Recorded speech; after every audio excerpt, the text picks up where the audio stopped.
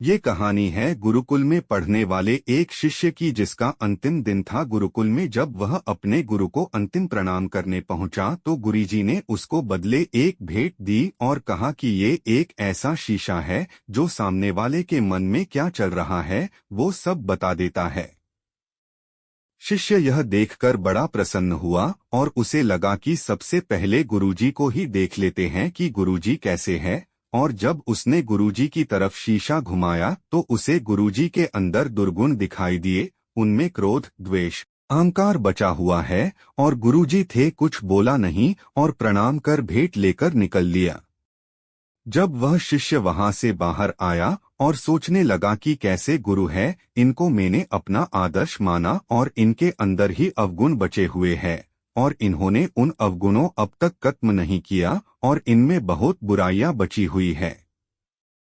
रास्ते में उसे जब अपना दोस्त मिला तब उसे लगा कि दोस्त परीक्षा ले लेते हैं। उसके पास ऐसा शीशा था जो सामने वाले के मन में क्या चल रहा है वो आसानी से पता कर सकता था। तब उसने अपने दोस्त को उस शीशे को देखने को बोल दिया और देखा कि दोस्त के अंदर भी बहुत सारे अवगुण हैं।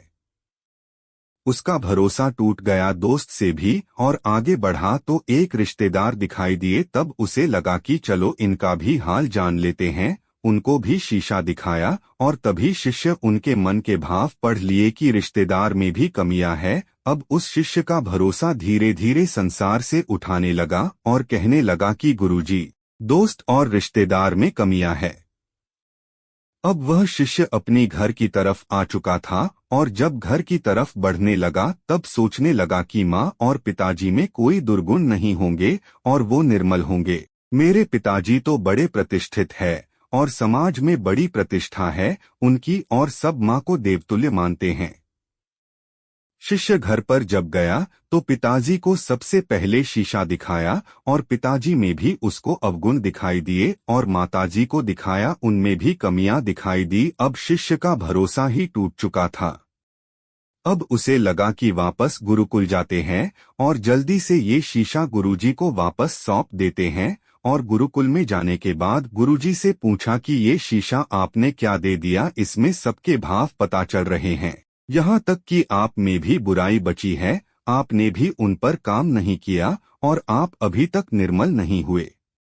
शिष्य की बात सुनकर गुरुजी जोर जोर से हंसने लगे और कहने लगे कि कुछ देर रुको। तब उन्होंने वह शीशा जो था उसको शिष्य की तरफ घुमाया और कहा कि अपना चेहरा देखो और फिर बताया कि देखो कितने सारे अवगुण तुम्हारे अंदर है और तुम्हारा पूरा मन मैला है, कहीं पर भी निर्मलता नहीं थी, सारे अवगुण भरे हुए थे। तब गुरुजी ने शिष्य से कहा कि ये शीशा तुम्हें इसलिए दिया था कि तुम अपने आप को देखो और अपनी बुराई और अवगुणों को नष्ट करो और एक अच्छे इंसान बनो। और तुमने पूरा दिन निकाल दिया कि किसमें क्या भरा हुआ है, जबकि ये नहीं देखा कि मेरे अंदर कितनी बुराई भरी है।